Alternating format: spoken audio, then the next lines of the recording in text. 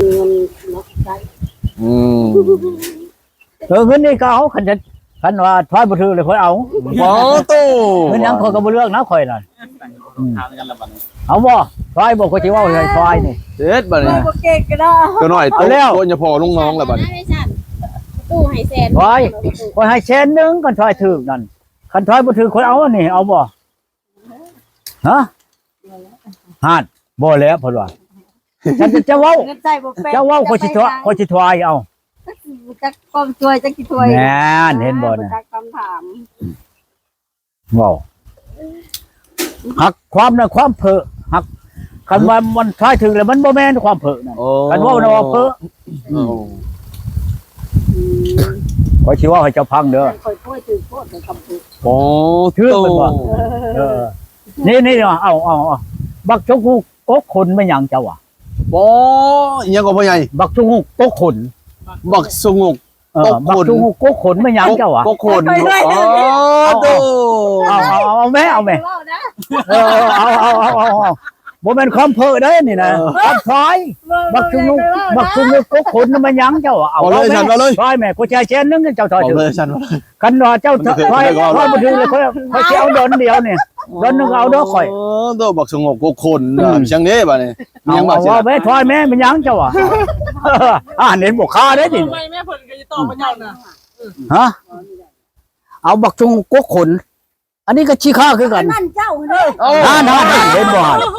อันนั้นข่อยมันยังอันนั้นข่อยว่าแม่มันบ่แม่นมันบ่แม่น เอาไปยังจ้ะ บ่ถึกมามันจะมานั่งนี่มาคันบ่ถึกข่อยสิหอมแก้มข่อยบ่เอาเงินบ่ข่อยสิหอมแก้มเจ้าเอาบ่คันบ่ถึกข่อยหอมแก้มได้บ่ว่าแม่เอาหอมบ่สองคนนี่เนาะคนถอยบ่ถึก คนละข้าง บักจุงกกขนอันนั้นเจ้ามันยังอันนั้นข่อยมันบ่ถือกว่าอันนั้นอันนี้นั่นเสร็จโลดยังเด้บัดนี้น้องสงกก็คนเนาะ เห็นแล้วบ่น่ะ เออบ่เทของแก้มคนละข้าง ยิงนอนหงายบ้ายขึ้นขี่แม่นหยังเจ้าอ่ะ โอ้ตู้ยังเด้เนาะ ตีแล้วป้อนใช่แม่นหยังเจ้าอ่ะ อ้าวก็ฮู้แล้วเด้จ้ะ แน่นั่นเห็นบ่หันเห็นบ่หัน ตีแล้วปอ มัน น ใจ บ่แม่นแต่กี้ข่อยนั่นเป็นบ่าวนี่ไปรอตูบป้อน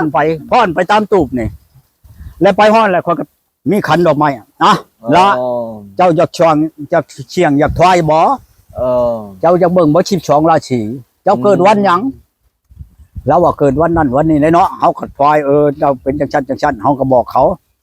อันตะกี้น่ะกีบนึงนะกีบนึงใช้คายข่อยน่ะข่อยอันนี้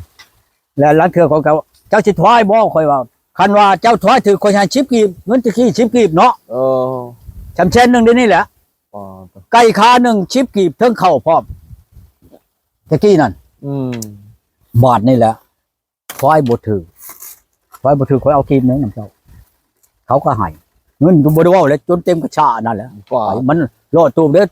มัน50 บาทตะกี้น่ะ50 บาท50ตู้ไปเข้าตะกี้น่ะ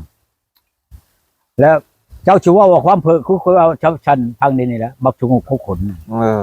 เช้านั้นเราห้องเจ้าเนี่ยห้องข่อยพี่ช้างห้องข่อยเห็นว่าบักชุงกขนนั่นข่อยสิเว้าให้เจ้าพังเด้อมาเอามาซะก่อน1 ดอกคันเราข่อยบ่บอกเนาะ มีเนี่ยเปลี่ยนแล้วเนาะสิตอบแล้ว สิเอาเงินให้บ่หรือสิให้หอมแก้มบ่แม่ว่าแม่แม่บอกแล้วเนาะ ฮะแก้มก็บ่หอมเงินก็บ่ให้ข่อยบ่บอกได้ฉันนานเห็นบ่นี่เด้อก็จะบอกเจ้าบักชงกกคนน่ะเขาควายสงกก็คน กกมันนั่นเป็นคนกกเขาควายนั่นเห็นหรือบ่บักชงกกคนเขาอ่ะ ท่านก่อยตอบว่ายันคือลาวอยู่กว่า ห่าน ว่ามันก็ไปตก ยิ่งนอนหงายใบขึ้นขี่แม่ยังยันเอ้าตีแล้วป้อนชัยแม่ยังเจ้าอ่ะ ซื้อ เอาว่าแม่ ตีแล้วปอนชัย เอาเจ้าคาได้นี่ไหน ก็ฮู้แล้วเขาจะให้ แน่นเห็นหรือบ่คาได้นี่ไหน แล้วปอนชัยเนาะว่าไง เห็นบ่ยิ่งนอนหงายใบขึ้นขี่เฮือตีแล้วป้อนชัยเกิบตีออกแล้วเอาเกิบเอาตีนป้อนชัยแม่นบ่หรือผิดแม่นบ่ฉันนั่นเห็นบ่บ่แล้วว่าบ่บอกโอ้ยคอยบอกเจ้าก็คักกันนี่คอยไปตะกี้แต่คอยวัยรุ่นโอ้ยความคิดดื้อบ่จัง ปัญหาเด้อจะช่วยคนตอบถึง มาบ่นานเนาะมาานถ้วยใหม่บ่ อันนี้เจ้าชื่อแม่นเด้อหามีผู้บ่าวผู้แพ้มา เอามาในเฮือนเจ้าว่าสุขภาพบ่บ่เจ้าสิท้อถือบ่นี่บักจงโกคนเพิ่นสิว่าโอ้ยเจ้านี่ว่าบ่ลำบ่ลอยแล้วผมว่าเพิ่นบ่จักอะนะว่าห้องข่อยจังซั่นจังซี่มันบ่แม่น บ่บอกก็บ่ตัวแล้วก็บ่บ่าว บักจงโกคนน่ะเขาควายให้เจ้าว่าสิโดนบ่แม่นข่อยสิว่าของเจ้าได้ยิงนอนไม้หงายอันใบขึ้นขี้นั่นเจ้าสิว่าบ่แม่นข่อยขายหน้าขายตาข่อยได้เหือเพิ่นว่ายิงนอนหงายใบขึ้นขี้ขี้แล้วป้อนใช้น่ะเกิบเฮาตีซะก่อนเฮาจังเอาเกิบเอาตีนเฮาป้อนใช้ โอ้นั่นเอาเนาะ จังซี่ ตี ได้ แล้วปลอดภัยเนาะ เรื่องอันคนนั่นเพิ่นว่า อันนี้แห่งคักเลยของเจ้าแหละเว้าไปบ่ลำบ่ลอยเจ้านั่นว่าความเผิดเนาะข่อยว่าไว้ถอยเพิ่นว่าใส่ของข่อยบ่ถือบ่เจ้าเว้าเห็นแล้วบ่ อังบ่คักเนาะเอ้ย อยู่นั่นเนาะเดี๋ยวผมช่วยทางไป เอาไฟมาไม่ให้เราตอบมัน ถ้วย ตอบได้บ่ นั่นบัดนี้สิถ้วยคืนบ่จักบ่ใหญ่บัดนี้เชดโดดบัดนี้ ข่อยอยากถามเจ้า ถามยังนี่บัด เจ้าผู้เป็นแช่เป็นชาวยังหนุ่มยังน้อยอา เข้า ยุ เลย อายุ17 18 อ๋อ17 18เชดโดดบัดนี้ สมมุติว่าสมมุติว่า บ่แม่นหา เอา ชิ้นนะ ผัวเฒ่ากับ 17 เอาผัวเด็กน้อยเจ้าสิเอาผู้ใด 18เออ ในช่องผัวนี่นะผัวเด็กน้อยกับผัวผู้เฒ่า โอ้ยเจ้าผู้เฒ่า เอ้า เอาไปเห็นหยังมันเฒ่าแหละ เฒ่าจะเป็นตายไว โอ้ย อยากให้มันตายไว้น่ะ เอาดีน้อยก็บนยากตายไว้คือกันฉากกระเบือเจ้าชัยอยู่เด้อใส่กระโจมห่อนเราเนี่ยโป้ฉันเนี่ยโอ้ยเรียบร้อยโลดมาเดียวนะก็ดีนั่นที่ยังอีกเรื่องว่าอยากให้ตายน่ะบ่ยากเรื่องอยากให้ตายตีโลด จากเบื่อเห็นเนาะพ่อใหญ่เนาะ อันคอยเอาอันอีนายโฮมเนาะว่าคอยตีจังฉันสินี่ดิเบอร์โทรก็เขียนเม่นหั่นดิอีนายนี่เป็นพวกอีนายนี่อยู่เองกัน ว่าเอาผู้เฒ่าแล้วมาจักความเอาเด็กน้อยแล้วก็บ่จักความ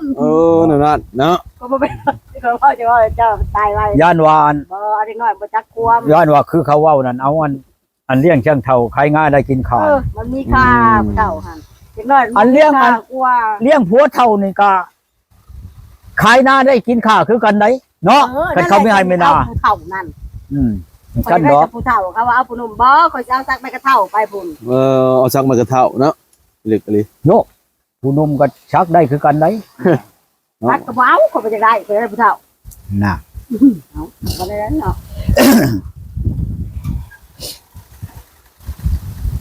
กินข้าวแล้วยังอันหนึงแดงๆแม่นยังเจ้าว่า เจ้าบ่ได้สูบบ่ยานะ โอ้เราจักเนาะนี่ อ๋อเนาเช็ด เดี๋ยวบ่ได้กินอีกข่อยเจ้าได้ข่อยยอมบ่ล่ะเจ้าบ่ได้ยอม มันก็แก้กันตัวนั้นแล้วเจ้า ข่อยย จั อก มเจ้าได้ข่อยยอมได้น่ะมันบ่เกี่ยวได้ข่อยยอมตัวนั้นข่อยบ่จักข่อยยอมให้เจ้าบอกข่อย อันนี้ข่อยฮู้เจ้าเป็นคนจ่ายมาข่อยบ่ได้ยอมเจ้า มันบ่แม่นได้เจ้าว่า บ่แม่น อย่าบ่แม่นได้ เข้าโกงเด็กน้อยคันแบบนี้ บ่แล้วมันค่อยบอกเลยมันแม่นบ่รู้บ่เลยเจ้าจะพังเอาบ่ค่อยบอก แม่แล้วเจ้าจะช่วยข่อยบ่จักเรื่องนั้นเรื่องนี้ข่อยบ่จักเด้ เจ้ายอมเจ้าคนก็จะสิบอกอันนี้ก็ดี เอ้าข่อยบอกไป เจ้าว่าเจ้าบ่ได้ชูบยานั่นคนบ่ได้ชูบยานั่นหากแต่ว่ามันบ่แม่นยานะบ่แม่นชูบยาได้นี่ได แม่ยังจ้ะ แน่เห็นบ่เจ้ายอมเจ้าคนเห็นบ่ยอมเลยคนก็บ่บอกคือกินนี่แล้วเจ้ายอมค่อยบอกแม่นหยังว่าซั่น กินข้าวแล้วแหละเนี่ยก็เอาดึง ยังอันนึงแดงๆเพิ่นว่ายาชูบยาเพิ่นว่ามันบ่แม่นชูบยานี่นะ กินข้าวแล้วยังอันหนึ่งแดง บ่แม่น คัน นะ ข่อยค่อยให้เจ้าโตบ่ได้เจ้าสิให้เงินข่อยบ่ ๆเอาเร็ว ฮะ ฮะเราสิช่วยเจ้าเจ้าได้เงินบ่ คันค่อยทอดใจเด้ อ้าวข่อยนอนน้ำเจ้า โอ้ยเจ้าสิมานอนนำค่อยบ่